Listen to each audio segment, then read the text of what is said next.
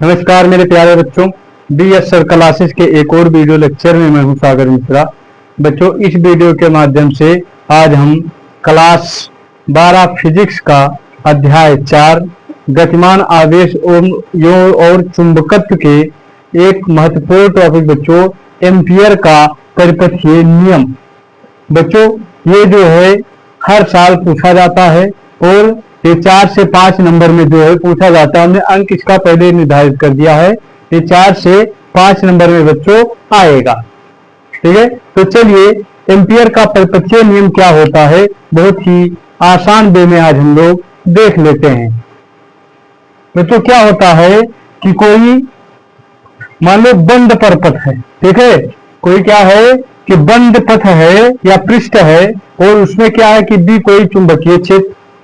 ठीक है, और उसकी जो लंबाई है, जो दूरी है, जो डेल मतलब क्या है कि DL है या डेल्टा L, जो कुछ भी आप बोलो, उसकी दूरी से गुजरने वाली जो धारा गुजरेगी बच्चों, वो क्या होता है, उसके धारा के समानुपाती होता है। ठीक है, क्या उसका चुंबकीय क्षेत्र B अर्थात, ठीक है, और उसकी लंबाई, चुंबकीय क्षेत्र और लंबाई जो होती है बच्चों क्या होती है, उसमें गुजरने वाली धारा के अनुक्रमानुपाती या समानुपाती होता है। जैसा भी आप बोलना चाहें आप बोल सकते हैं। ठीक है, नियम क्या कहता है कि किसी बंद पथ के चारों ओर चुंबकीय क्षेत्र B और उस पथ की लंबाई DL या डेल्टा L का योग उस पथ से गुजरने वाली धारा I के समानुपाती होता है। बच्चों, क्या होता है, ये वेक्टर का निशान है, वेक्टर कहते हैं। और वेक्टर मतलब क्या होता है कि ये सदिश राशि को दर्शाता है। ठीक है, क्या दर्शाता है, ये सदिश राशि को दर्शाता है। और कथन में आप लिखना चाहें तो लिख सकते हैं कि किसी बंद परिपथ के चारों ओर चुंबकीय क्षेत्र का रेखा समाकलन जो होता है बच्चों, क्या होता है कि म्यू नॉट गुना परिबद्ध धारा के बराबर होता है। इसका मतलब समझो कि ये क्या कहता है। ठीक है, पहले बच्चों क्या कह रहा है कि समाकलन, समाकलन मतलब होता है संपूर्ण पृष्ठ। जहां पर समाकलन होगा वहां पर क्या होगा, संपूर्ण पृष्ठ की बात होगी। एक मिनट, सबसे पहले हम लोग देख लेते हैं कि क्या होता है ये जो डायग्राम के माध्यम से। डायग्राम बच्चों क्या है कि ये हमारा कोई धारा है, ये कोई चालक है और चालक में आई धारा बह रही है। क्या है, चालक में कोई आई धारा बह रही है और यहां से वो बिंदु के दूरी पर, वो बिंदु से R दूरी पर कोई हमने बिंदु P ले लिया है। ठीक है, और ये क्या है, इसकी जो बच्चों जो लंबाई है वो क्या है, DL है या डेल्टा L है। ठीक है, और ये क्या है, इसी से मतलब स्पर्श रेखीय या संबंध जो है क्या है कि कोई मतलब B क्या है, B क्या है, ये चुंबकीय क्षेत्र। ठीक है, B क्या है, इसी से संबंध जो है वो चुंबकीय क्षेत्र है। अब चूंकि बच्चों चुंबकीय क्षेत्र और मतलब लंबाई, ठीक है, चुंबकीय क्षेत्र और लंबाई दोनों क्या है, एक दूसरे के बच्चों क्या है, लंबवत है। इसी वजह से क्या हो जाएगा, थीटा बराबर 0 डिग्री यहाँ पर हो जाता है। ठीक है, ये चीज क्लियर हुआ। आगे देखते हैं हम लोग। अभी क्या कह रहा है बच्चों कि समाकलन, क्या कह रहा है कि चुंबकीय क्षेत्र B, चुंबकीय क्षेत्र क्या है बच्चों, वेक्टर B है और इनटू में क्या है, DL। ठीक है, उस पथ की लंबाई, ठीक है, चुंबकीय क्षेत्र और उस पथ की लंबाई अर्थात क्या कह रहा है कि वेक्टर DL किसके बराबर होता है बच्चों, बराबर होता है म्यू नॉट। ठीक है, यहां पर देखिए कि समानुपाती होता है या आई धारा के क्या होता है, समानुपाती होता है। और यहाँ पर समाकलन का निशान लगाए तो सबसे पहले हम लोग यहाँ पर समाकलन का निशान लगाएंगे बच्चों और बराबर का यहाँ पर चिन्ह लगाएंगे। म्यू नॉट क्या होता है, गुना परिबद्ध यानी चारों ओर घिरी हुई या उससे बधी हुई धारा के बराबर होता है। अर्थात म्यू नॉट क्या हो जाएगा, इंटू बच्चों आई हो जाता है। ये हमारा जो है एम्पियर के परिपथीय नियम से हमारे लिए यही सूत्र का निगमन होता है बच्चों। ठीक है, यह हमारा यही सूत्र है। क्या होता है कि कोई चुंबकीय क्षेत्र है, उसके बाद में दूरी है। ठीक है, म्यू नॉट, ये रहा म्यू नॉट, गुना क्या होता है, धारा जो होता है परिबद्ध होता है ठीक है, परिबद्ध धारा की क्या होता है, बराबर होता है, अर्थात म्यू नॉट आई हो जाता है बच्चों। ठीक है, जहां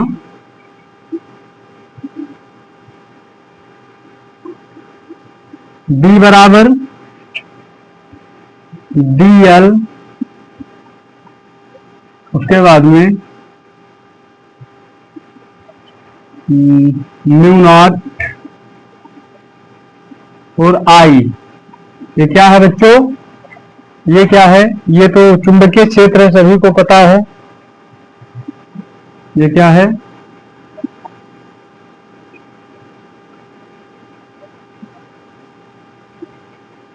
चुंबकीय क्षेत्र है। ठीक है, ये क्या है, चुंबकीय क्षेत्र है। और डेल्टा क्या कहते हैं, डीएल क्या है बच्चों, अल्पतम लंबाई, अल्पतम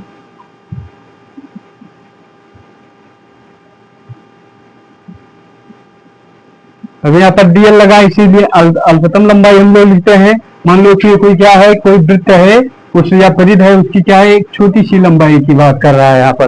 ठीक है, यहाँ पर क्या कर रहा है कि छोटी सी लंबाई की बात कर रहा है, इसलिए डेल्टा एल है। और म्यू नॉट क्या है बच्चों, म्यू नॉट है मुक्त आकाश की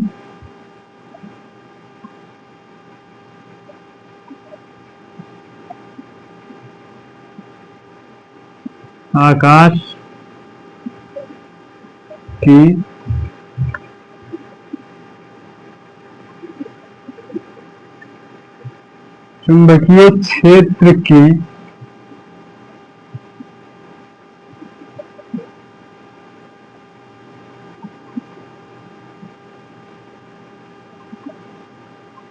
पारगम्यता।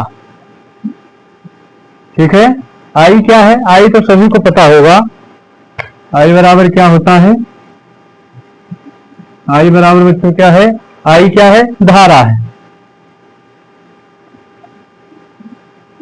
आई क्या है, धारा है, ये चीज हमें पता हो गया।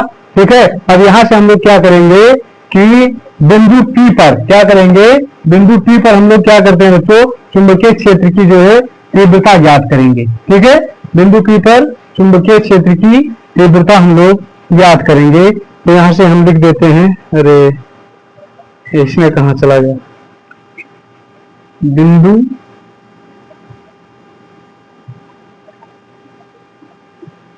P पर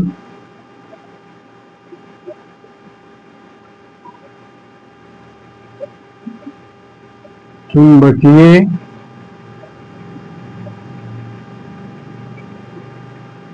क्षेत्र की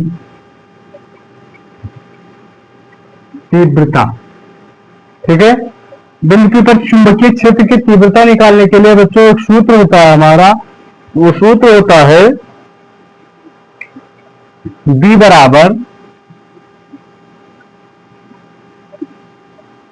बराबर म्यू नॉट अपान 2 पाई आई अपान में R। ठीक है, ये क्या होता है हमारा, ये सूत्र होता है बच्चों, और आप लोगों को इसमें भटकना नहीं है। क्या होता है कि चुंबकीय क्षेत्र की तीव्रता ज्ञात करने के लिए B बराबर म्यू नॉट अपान 2 पाई, ठीक है, आई अपान आर क्या होता है हमारा जो है, ये सूत्र होता है। ठीक है, उसके बाद में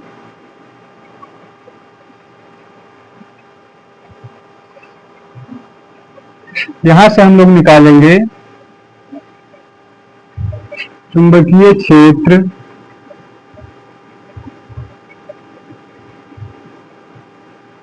चुंबकीय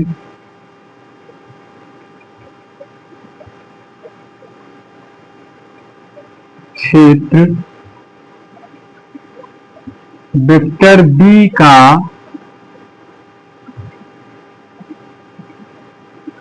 रेखीय समाकलन,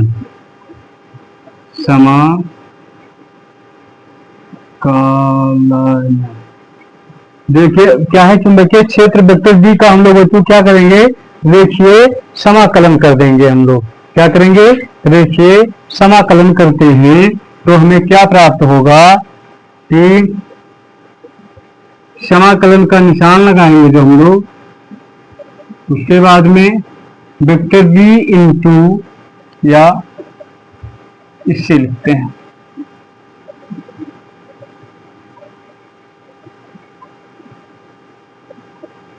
vector B into vector D L बराबर में क्या हो जाएगा, समाकलन बी डी एल क्या हो जाएगा बच्चों, इंटू कॉस थीटा हो जाता है। अब कंफ्यूज होंगे बच्चे कि ये कहां से आ गया। ठीक है, क्योंकि बच्चों हमारा एक सूत्र होता है, आप लोग ध्यान में रखिएगा, हमारा सूत्र क्या होता है कि क्योंकि यहां लिख देते हैं हम vector A into vector B बराबर ए बी क्या होता है, ए बी कॉस थीटा होता है बच्चों। ठीक है, ये हमारा क्या होता है, ये सूत्र होता है, ये ध्यान में आप लोग रखिएगा। ठीक है, इसे आपको मतलब ये हटा देते हैं थोड़ा। ये क्या होता है, ये मान लो कि ये है वेक्टर, ये है, ये वेक्टर बी है, ये भी क्या हो जाएगा, ये भी कॉस थीटा हो जाएगा। अब चूंकि हमने क्या किया है कि कॉस थीटा का मान हमारा बच्चों क्या आया है, हम लोग लिख सकते हैं vector B into vector D L बराबर, अब देखिए यहां पर डी एल और बी क्या है बच्चों, एक दूसरे के समांतर हैं।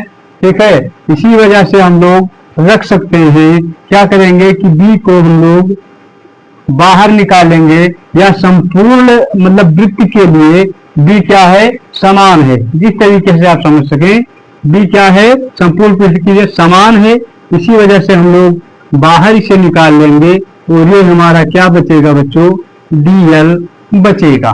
ठीक है, हमारा डी एल बचेगा।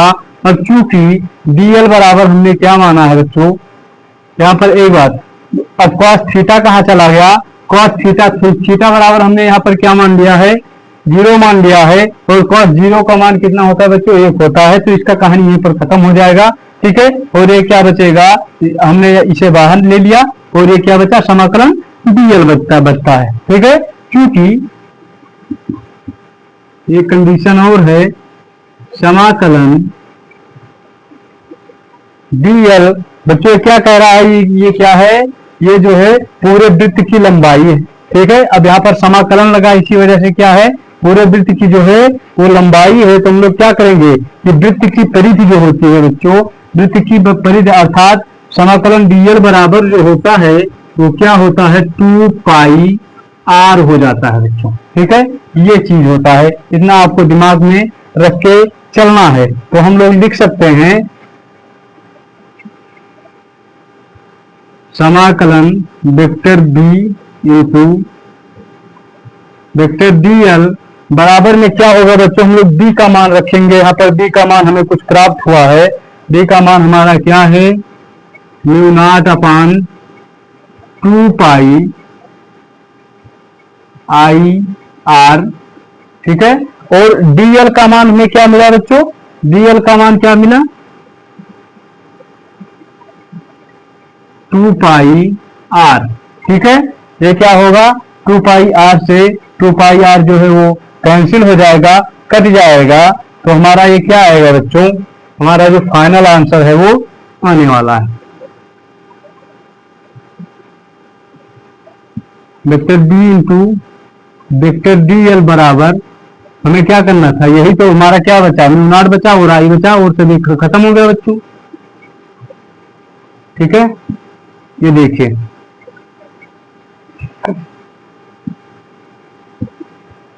हमें यही निकालना था ना, क्या है, एम्पियर के परपचय नियम के लिए हमारा यही सूत्र होता है बच्चों, और ये चीज हमारा क्या हुआ, बहुत आसानी से हमने प्रूव कर लिया।